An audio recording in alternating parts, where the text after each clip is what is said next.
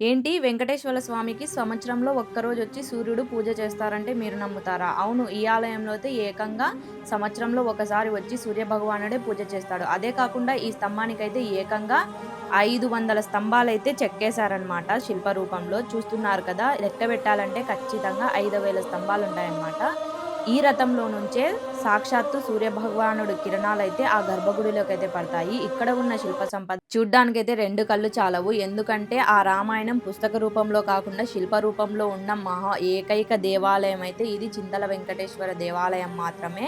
రామాయణంలో ప్రతి ఒక్క భాగం కూడా ఈ గుడిలో అయితే ఉందన్నమాట. సో, మీరు చూడొచ్చన్నమాట. వచ్చి ది బెస్ట్ ఎక్స్‌పీరియన్స్ చేయొచ్చు.